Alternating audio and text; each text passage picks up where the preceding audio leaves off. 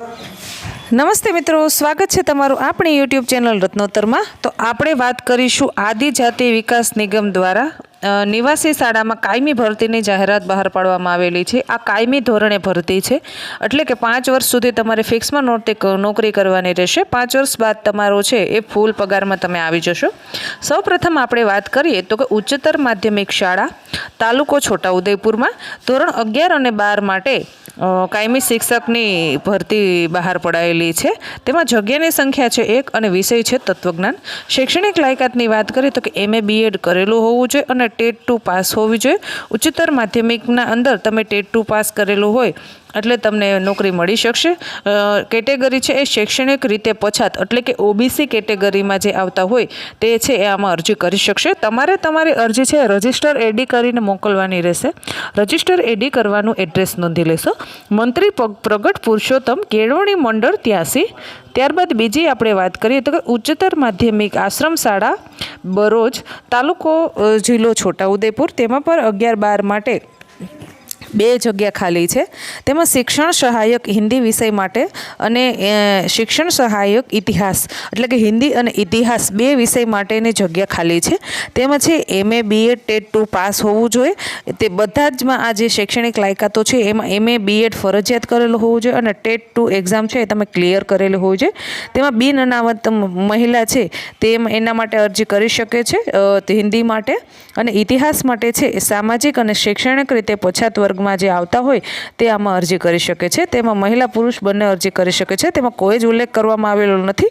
જ્યારે હવે એમાં આપણે તમારે કઈ એડ્રેસ પર મોકલવાનું રહેશે તો શ્રીજી સોસાયટી, મૂળ તાલુકો જિલ્લો છોટાઉદેપુર, ત્યાં તમારે મોકલવાનું રહેશે। ત્યારબાદ છે નવસર્જન એજ્યુકેશન ટ્રસ્ટ છોટાઉદેપુર સંચાલિત, તેના અંદર માધ્યમિક શાળા રૂનવાડ તાલુકો જિલ્લો છોટાઉદેપુર, તેમાં તમારે શિક્ષણ સહાયક હિન્દી વિષયની 1 જગ્યા ખાલી છે, 5 જગ્યા ખાલી છે।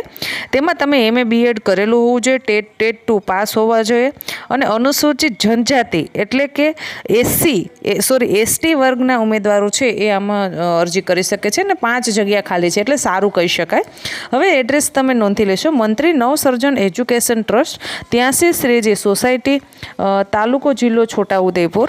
હવે તમારે પોતાની અરજી છે એ 15 દિવસના અંદર મળી જાય તે રીતે તમારે રજિસ્ટર AD કરવાની રહેશે। તેના અંદર તમારે ધોરણ 10ની માર્કશીટ, 12મા ધોરણની માર્કશીટ, લિવિંગ સર્ટી, તમે જે કોલેજ કરેલી છે તેના 6 સેમેસ્ટરના રિઝલ્ટ, ત્યારબાદ છે 6ઠા સેમેસ્ટરનું રિઝલ્ટ અને ડિગ્રી સર્ટિફિકેટ, તમારું માસ્ટર, ત્યારબાદ તમે જે BEd કરેલું છે તે BEdની માર્કશીટ, તેનું રિઝલ્ટ, ટેટ 2 ક્લિયર કરેલું છે તો તેનું રિઝલ્ટ, તમે જે કેટેગરીમાં આવતા હોય તે કેટેગરીનો જાતિનો દાખલો અને બોનોફાઇડ સર્ટિફિકેટ, આટલું તમારે છે એ રજિસ્ટર AD કરીને બધા જમાં ઝેરોક્સ કરી અને સ્વપ્રમાણિત કરી અને મોકલવાનું રહેશે। જ્યારે તમને નોકરી મળશે ત્યારે તમારે નિવાસી આશ્રમ શાળામાં ફરજિયાતપણે રહેવાનું રહેશે અને 24 કલાક તમારે ત્યાં જ ફરજ બજાવવાની રહેશે। ગુજરાત સરકારના નિયમ અનુસાર આદિજાતિ વિભાગના ઠરાવ પ્રમાણે 5 વર્ષ સુધી તમને ફિક્સ પગાર ચૂકવવામાં આવશે। ત્યારબાદ 5 વર્ષ પછી તમને ફૂલ પગારમાં લેવામાં આવશે। તો આ છે એ કાયમી ભરતી છે। જે લોકો છે આના અંદર એપ્લાય કરવા માંગતા હોય તે લોકો એપ્લાય કરી દેશો। આશા રાખું છું તમને આ માહિતી પસંદ આવી હશે। જો માહિતી પસંદ આવી હોય તો વિડીયોને લાઇક કરો। હજી સુધી આપણી આ ચેનલને સબસ્ક્રાઈબ ના કરી હોય તો ચેનલને સબસ્ક્રાઈબ કરી લેશો। ધન્યવાદ। અને તમારા મિત્રો સુધી વધુને વધુ વિડીયોને શેર કરો જેથી કરીને આપણે માહિતી તે લોકો સુધી પહોંચી શકે। ધન્યવાદ।